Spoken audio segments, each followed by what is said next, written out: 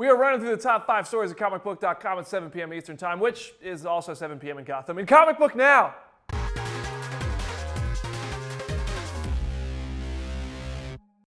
What's up, Comic Book Nation? Welcome to Comic Book Now. Happy Friday. I'm your host, Brandon Davis. Please, call me BD. Joined by Lucas Siegel. Hello, and Eric Silderberger, you can be whatever DC character you want to be, buddy. Lucas, how'd you see that comment? What are you doing all show long? I'm reading the comments right here on Facebook, over on YouTube. I check the Twitters. I do it all, man. What's the hashtag? Hashtag CBNow. I quiz him. He passes every single time. But enough of that. Let's get to the news. Yes. Our first story of the day, a costume redesign for Batman Beyond. Terry McGinnis is not only dealing with the revelation of Bruce Wayne being alive, spoiler alert, but he's doing it in a brand new suit, as seen in this week's new Batman Beyond #4. Check that thing out. The Future's Cape Crusader has a new suit which has a look very similar to the classic Batman Beyond getup. The differences here are the lines of red tech and some of the detailing. It looks like the cape is also attached to the costume's arms, which is kind of cool. They're like web wings for a bat. But Batman Beyond issue #4 is available at your local comic shop now. Support local comic shops. Go buy them. Before Vin Diesel was the action movie hero who could just produce whatever movie he wanted to. He was Vin Diesel, the actor who had no choice but to write, produce, and direct his own short films if he wanted them to get done. This week, ComicBook.com dug up a clip from Vin Diesel's short film, Multifacial, in which he impersonates Tony Montana for an audition. Check this out. Why can't you get a real job? Like what? Yo no sé, pero anything would be better than what you're doing now. Oh, look who's talking now, huh? Coño, when you first met me, you didn't seem to care. You liked the brand new car. You liked the brand new cars. You liked it when I took you out. And now you to go for that, huh? Look, that was back then when I was young and didn't have a baby. Coño, and now we do. And my business is our bread and butter. And don't you ever forget that. Muchachos, ¿por qué no te tienen que vender esa porquería? ¿Ah?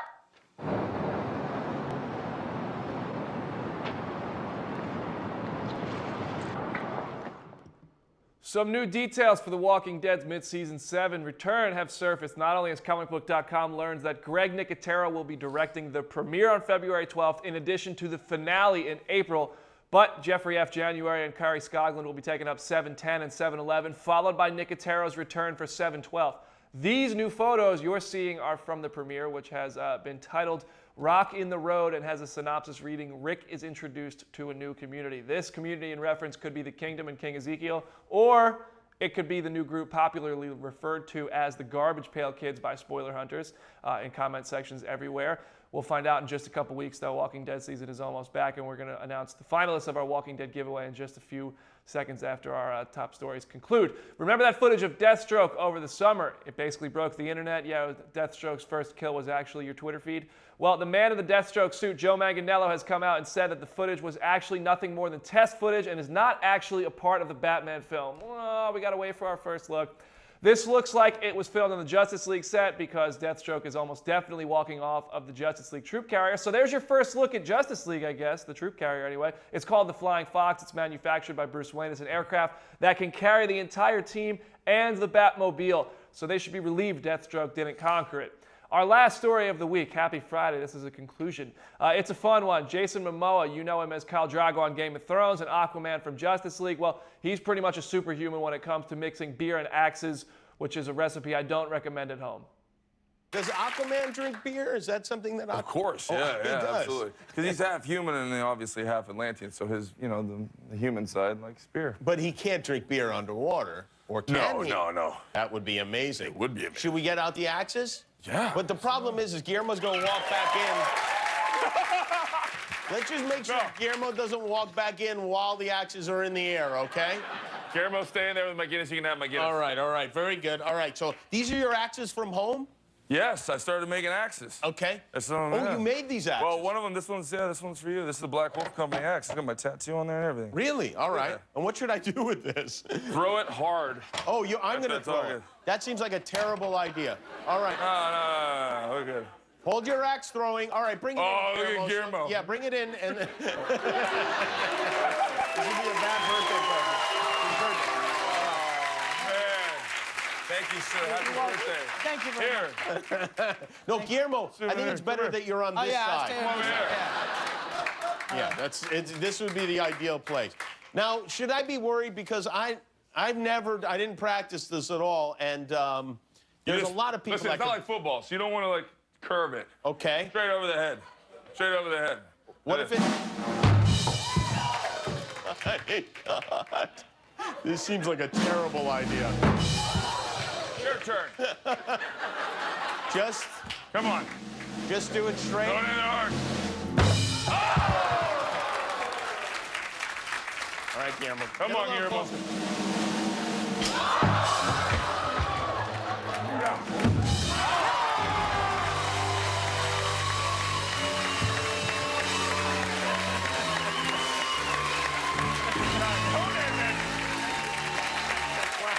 I think it's a jacket. Oh, now you're gonna reach rubber.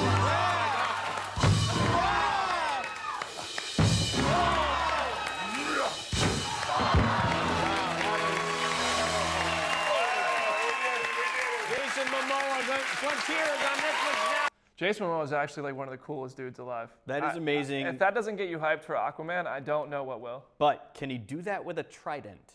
Yeah, did you see? He just two-hand overhead and like let out a crazy, scary roar. There's actually a Jason Momoa documentary, a little short film about him and his family. It's called Canvas of My Life.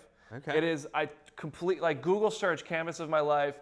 It's like a 6-8 minute. It's really cool. I totally recommend watching it. I'm gonna go watch that now. All right, well, you watch that. I'm going to talk about our giveaway because all week long we have been promoting our giveaway, which is going to land one fan a room on the Walker Stalker Cruise with the cast of The Walking Dead. We asked you to send us your best impressions of Negan, and now we've narrowed it down to the entries, the final four, our four favorites. First up, Ryan Wiltberger and some awesome production value. You can breathe, you can blink, and you can cry. Hell, you're all gonna be doing that. Taking it like a champ! Suck my nuts! Haha, did you hear that? He said, suck my nuts! Was a home run. Second, Richard Adams II, who actually put himself in a scene with R.I.P. Olivia. We're practically starving here. Starving. You. By practically, you mean not really. It's pretty clever. Third, Chris. This guy hasn't shared his last name with us, so we're just going by Chris, but he definitely loves Lucille.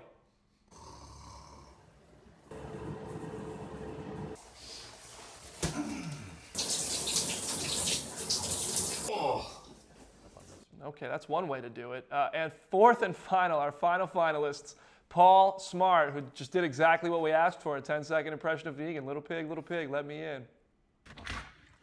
Who are you? Oh, you must be joking. Negan? Lucille? I know I had to make a strong first impression.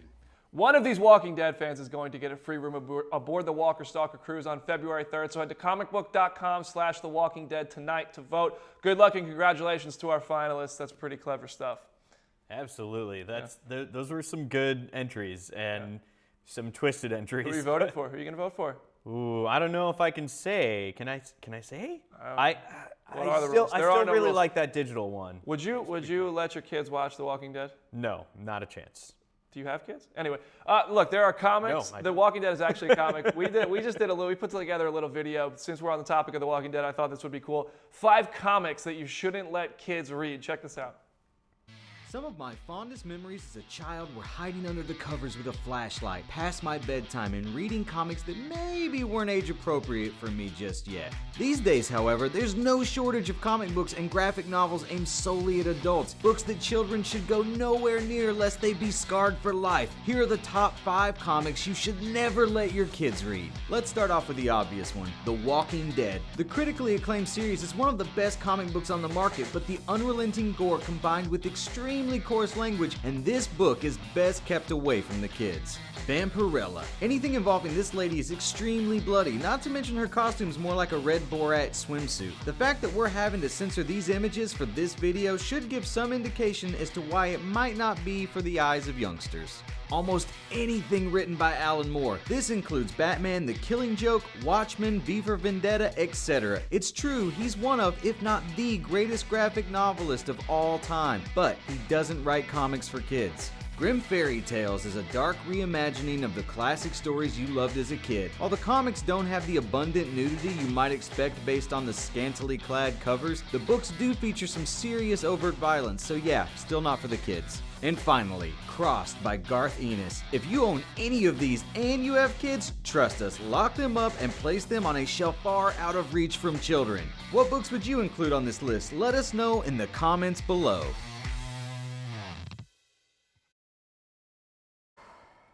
There's definitely a few more books that could have made that list, like Dude, the yeah, Wolverine book from a few years ago. Ooh, some of those shots from Crossed, man. That's a... Yeah, there's some tough stuff to look at. All right, this is my favorite part of the show, everybody. This is when we open it up to the questions, comments, concerns, and Scott Eastwood in the comments section. So let's see, what are they talking about? What do they want to know? We're still doing the Scott Eastwood thing. What do you mean? We're still doing What's that? Scott Eastwood thing? Oh, weird. Guys, we have so many great comments coming. Please keep them coming right here on Facebook, on YouTube Live. And remember, you can comment or question us anytime you want with hashtag CBNow. Give us a question, Saturday night at 2 o'clock in the morning, whatever you want. No, that's what I'm going to be doing tomorrow night. Let's, absolutely. Let's get started with a question over here from Twitter. Our buddy Andrew Hayes asks, will Thanos die in Infinity War like the other villains in Marvel films, or will he end up in space jail? Andrew, look at me. I'm the captain now. No, absolutely not. Thanos is not going to die in Infinity War. I think he's going to end up in a cornfield somewhere.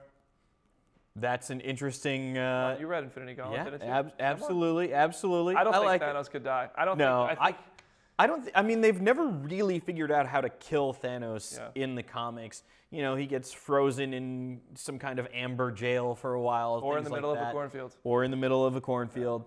But I don't think that they'll kill him. I think that they'll want to keep him, I think so. just in case. Yeah. Just in case they need him again later. Next question, please. All right, this is great.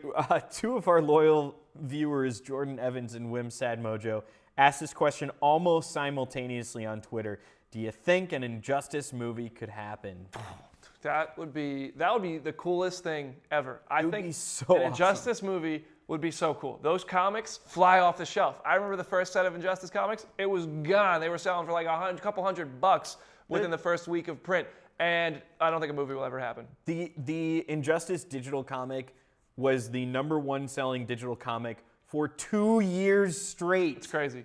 Every single week, in and out. To answer Jordan and Wim's question, no, I don't think an Injustice movie will ever happen. I can't see it. So here's the thing. I don't think that an Injustice movie could happen. However, they could do it as one of their direct-to-DVD animated movies. That could absolutely happen. Well, We've seen some R-rated ones start to crop up now, so that could happen.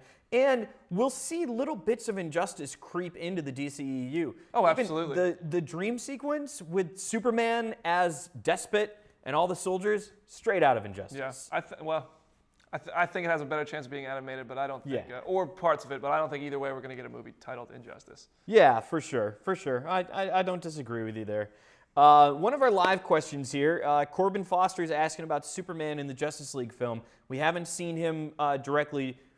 What can you tell us about Superman's involvement there? All I can say is that when we were on set, Deb Schneider and Chuck Roven, they both said, we're going to see Superman. You can't have the Justice League without Superman. We all know that. They weren't bothering to keep it a secret, but they weren't showing us his costume.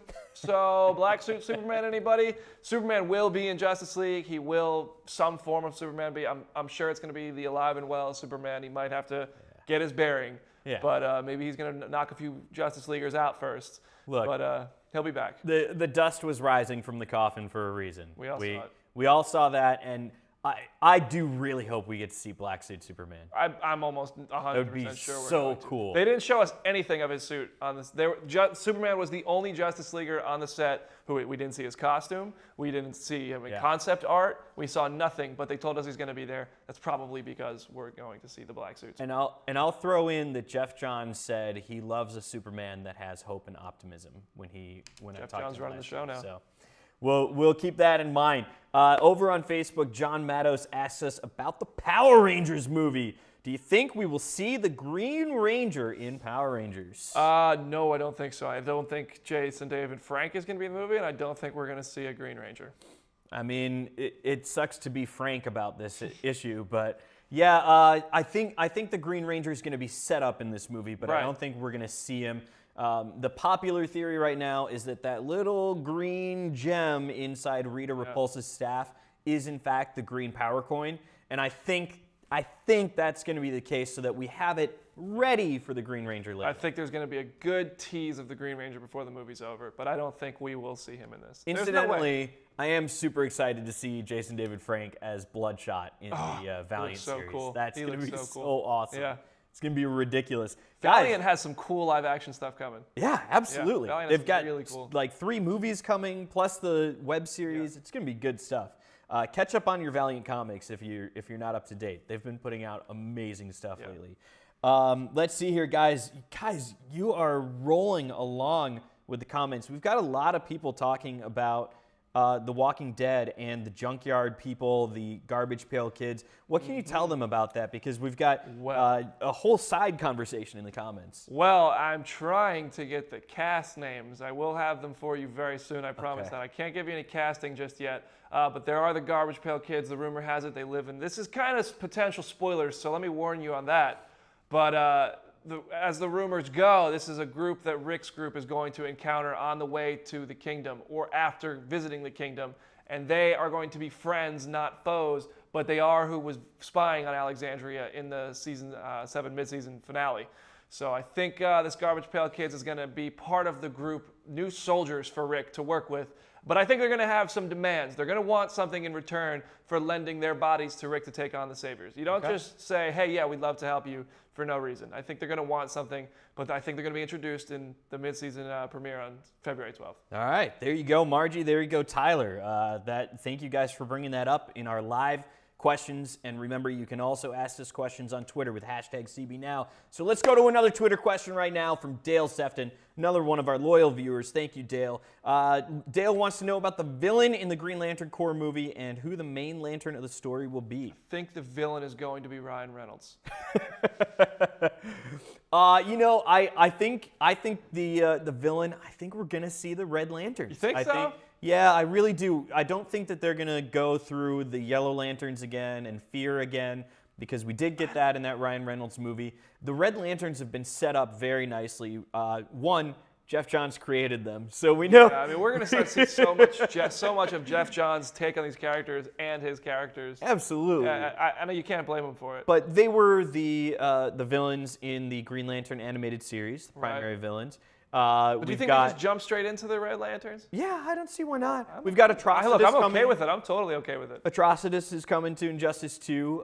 The beta, second wave of beta They're codes definitely went out putting today, Atrocitus on the forefront, and people are like, come on, well, this is a really cool character, and maybe I'd go pay the price of admission. And if we get the Red Lanterns, maybe we'll get Dexstar, the Red Lantern house cat from Earth. He is the Red Lantern of Earth, and that's all I want to see. I will die happy if I get to see Dexstar. Lucas. Dream big, Lucas Eagle. Oh, but the main Green Lanterns are, of course, Jon Stewart and Hal Jordan. Yeah. So both of them are going to be in there, Dale. Awesome. Guys, thank you so much. Please keep the comments and questions coming. We will answer them as we can in the comments section, and use #CBNow to give us more of your questions to answer on Monday. Let's do one more. It's the weekend. One more for the week. Ooh. Oh, Eric Silverberger. All right, buddy, you're the top of the list here. Will Luke die in Star Wars: The Last Jedi? This one, Lucas is about to get fired up on this one. I don't think he will. I don't think so. We saw what happened. Is what happened in Episode 7 fair game yet? I think that's fair game. Yeah. Would it be a spoiler if I came out here and said Han Solo dies? Obviously not. I hope not. At this point. Okay, so in that case, since it's not, they killed Han Solo in Episode 7.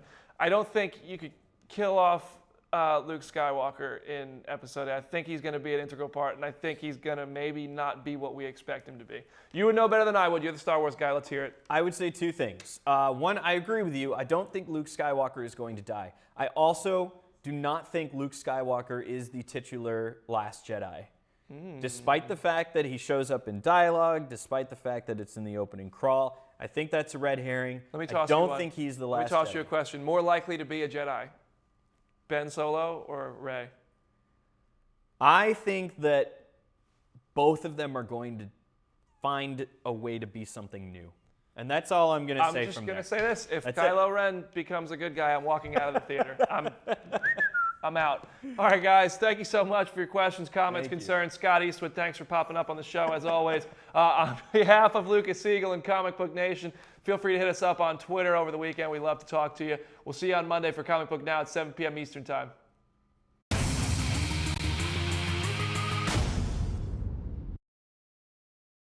And my business is our bread and butter. And don't you ever forget that. Muchachos, ¿por qué no te